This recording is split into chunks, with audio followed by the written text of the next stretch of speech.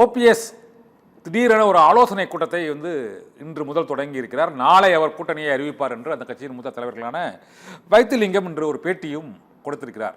தேசிய ஜனநாயக கூட்டணியில் தொடர்வதா அல்லது இல்லையா என்று. இந்த திடீர் கூட்டத்தையும் இந்த முடிவையும் நீங்க எப்படி பாக்குறீங்க sir? Good evening to Sathyam TV. என்னன்னா, எனக்கு அவர்கிட்ட என்னுடைய கேள்வியெல்லாம் அவர் அண்ணங்கிட்ட நான் கேட்கறதெல்லாம் பழகின கரெக்டா சொன்னீங்க. எல்லா தலைவரோடு பழகியவர் புகழ்ந்தி ஆரம்பத்திலிருந்து பார்த்தோம். பக்கத்திலே துணிச்சலோடு நின்றோம். எடப்பாடி பழனிசாமி எதிர்த்தோம். நான் ஒரு மாவட்ட செயலாளர் கூட்டத்தில் சொன்னேன், எந்த காலகட்டத்திலையும் எடப்பாடி பழனிசாமி போய் அடிபணிகிற மாதிரி ஒரு நிலைமையை நீங்கள் ஏற்படுத்தி விடக்கூடாது என்பதுதான் இங்கே இருப்பவர்களுடைய எண்ணங்கள் என்றது ரொம்ப தெளிவா நான் பேசும்போது சொன்னேன். முதல் வீழ்ச்சி எங்க ஆரம்பிச்சதுன்னு கேட்டீங்கன்னா நீங்க நம்பவே மாட்டீங்க. ஃபர்ஸ்ட் வீழ்ச்சி ஆரம்பமானதே நேரடியாக அங்கே சென்று விட்டார். சென்றவர் திரு பண்ருட்டியார் அண்ணனை அழைத்துக் கொண்டு சென்று விட்டார். யாரும் நாங்க இதை எதிர்பார்க்கவே இல்லை, இப்படி ஒரு நிலைமை ஏற்படும் அப்படிங்கறத யாரும் நாங்க எதிர்பார்க்கல. அப்படிப்பட்ட ஒரு சூழ்நிலை ஏன் போனார்னு தெரியல. ஏன்னா அங்க இருந்துதான் 80% பேர் இங்கே வந்தார்கள். இந்த 80% பேர் இவரை நம்பி வந்தது அவரிடம் மோசம் போனதற்காக இங்கே வந்தார். சரி, திடீர்னு அப்படிப்பட்ட ஒரு நிலைப்பாட்டை இவர் எடுத்து விட்டார். அது வரைக்கும் அவர் ஏத்துக்கிறதுக்கு ரெடியா இல்ல டிடிவி. இப்படிப்பட்ட நிலைப்பாடு இருந்த நேரத்தில் தான் அவர் போனார். முதல் செய்த தவறு அவரிடம் சென்றது, தேடி சென்றது, நாடி சென்றது. அதுவரை இவருக்கு எதிராக அவர் பேசிக் கொண்டிருந்தார். ஒண்ணுன்னா சொல்லிட்டார். இரண்டாவது, எங்கேயுமே அணியை உருவாக்கி இந்த அணியிலே முன்னாள் அமைச்சர்கள் கூப்பா கிருஷ்ணன், எனது அருமைக்குரிய சகோதரர் ஜேசிடி பிரபாகரன், என் உட்பட பலர் முக்கியமான பதவிகளில் இருந்தவர்கள் எல்லாம் முன்னாள் சட்டமன்ற உறுப்பினர்கள், அமைச்சர்கள் என எல்லாரும் இங்க உள்ள இருக்கணும். ஆகவே இது எப்படி டெவலப் பண்றது, எப்படி கொண்டு வரது, ஆகவே எப்படி ஸ்ட்ராங்கா நிக்கிறது அப்படிங்கிறதுல முற்றிலுமே அவர் பாதை தவறி போய்விட்டார். ஒரு பொதுக்கூட்டம் இல்ல கண்ணன், ஒரு ஆர்ப்பாட்டம் இல்லை, எந்த முடிவையும் எடுப்பது இல்லை. ஆனா இதுக்கு மேல அவர் பண்ண பெரிய தப்பு, பாரதிய ஜனதா கட்சியோடு ஒருங்கிணைந்து விட்டார். நல்லா கவனிங்க, நான் ரொம்ப போயிட்டு இருக்கேன். பாரதிய ஜனதா கட்சியோடு ஒருங்கிணைகிறார்.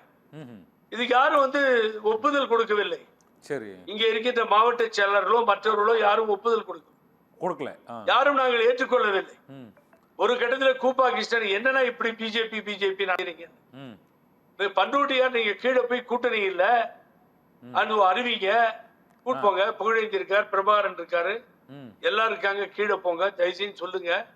ஏன்னா எடப்பாடி பழனிசாமியை கூப்பிட்டு பக்கத்திலே அமர்த்திய பிரதமர் தான் எனது உயிர் மூச்சு பாரதிய ஜனதா கட்சி சொன்ன ஓபிஎஸ் அண்ணனை தவிர்த்து விட்டார் என்ற காரணத்தால் இந்த கூட்டணி வேணான்னு சொல்லிட்டு வாங்கன்னு பண்ருட்டி ராமச்சந்திரன் சொன்னார்.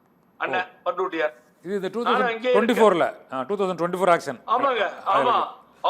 அவமானப்படுத்தி விட்டார்கள். ஓபிஎஸ் புரிஞ்சுக்கோங்க, நீங்க அரசியல் தலைக்கீழாக மாறும், நீங்க பிஜேபியோட இல்லன்னு சொல்லிட்டு வாங்க, வர்றத பாத்துக்கோன்றார். அப்பையும் ஒத்துக்கல. அதுக்கு பின்னாடி கூட்டணி பேச்சுவார்த்தை, நாடாளுமன்ற தேர்தலில் நிறுத்துவோம், போட்டியிட செய்வோம் அப்படின்னு நாங்க போய் ஊரா மாவட்டம் பூரா சொல்லி பூத்து கமிட்டி எல்லாம் போட சொல்லி மாவட்ட செயலாளர்களை எப்படி கசக்கி பெண்டெடுக்க முடியும்? நீங்க இந்த கரும்பு கடையில பாத்திருப்பீங்க, உங்களுக்கு தெரியாம இருக்காது. இந்த கரும்பு என்ன பண்ணுவான், உள்ள விடுவான். அந்த கரும்பு உள்ள விட்ட உடனே கொஞ்சம் சாறு வரும். அந்த சாறு வந்த பின்னாடி மறுபடியும் விட மாட்டான் அந்த கரும்பை, செகண்ட் ரவுண்ட் விடுவான். அந்த செகண்ட் ரவுண்ட் விடும்போது என்ன ஆகும், மறுபடியும் அப்படியே ரொம்ப அது மெலிச்சு ஒண்ணு இல்லாம சப்பை ஏற்றி இன்னும் வரும். அதுக்கு அடுத்தது என்ன ஆகும்னு கேட்டீங்கன்னா, மூணாவது தடவை விட மாட்டான் அந்த கரும்பு கடைக்காரன், மறுபடியும் உள்ள கொடுப்பான். நாலா பிரிஞ்சு நின்னு அதுல இருந்து இந்த ஜூஸ் வர்றது வராது, ஓரளவுக்கு இருக்கும். அப்பையும் விட மாட்டான். அப்புறம் அஞ்சாவது தடவையா உள்ள விட்டா பவுடர் தான் வரும். இதை நீங்க பார்த்திருப்பீங்க. இப்போ ஏன்னா நீங்க இப்போ வில்லேஜ்ல இருந்து வெறும் கிராமத்துல சக்கையா தான் இருந்து இருக்கீங்களா சார் வந்தவங்க. ஓபிஎஸ் அணி இப்போ ஓபிஎஸ் இல்ல, அணி இல்ல, ஓபிஎஸ் நான் அணி வெறும் சொல்ல. கரும்பு சக்கையா இருக்கீங்க. என்னுடைய அருமைக்குரிய நண்பர்கள் சார், ரொம்ப கண்ணுல தண்ணி வரல சார், ரத்தம் வருது, பாவம் சார். சரி அவர்கள் ஒரு அணியாக திடர் இருக்கிறார்கள் சார். ஓகே புரியுது சார். தமிழ்நாடு பூரா பிரச்சாரம் போகணும், ஒரே கால்ல நின்னு கூட்டு போறேன். சரி தஞ்சை, சேலம், கோவை, ம் கள்ளக்குறிச்சி, ம் எத்தனை இடங்கள், தென்காசி எல்லாம் என்னால பேசவே முடியல. ஆ ஒரு 5 நிமிஷம் கைத்தட்டல் கண்ட்ரோலுக்கு வரல. ஆ அவரை வரவேற்று ஆர்ப்பரித்தெல்லாம் என் கண்களிலே இருக்கிறது. ம் ஓபிஎஸ் ஐயா, ஓபிஎஸ் அண்ணன் வாழ்க, வருங்கால முதலமைச்சர் வாழ்க, தலைமை ஏற்கவா, இப்படிதான் சார் கோஷங்களை எழுப்பி சென்றோம். சரி ஆனால் ம் ஒரு ஒரு ஒரு என்ன காரணம் என்பது புரியவே புரியாது. ஆ அவருடைய வாழ்மூச்சு, உயிர் மூச்சு எல்லாமே பிஜேபி ஆகிவிட்டது. அது சார் எனக்கு அதுக்கு புரியுது சார் பின்னாடி புரியுது சார். இந்த இடத்துல தான் எனக்கு சந்தேகம் புரியுது சார்.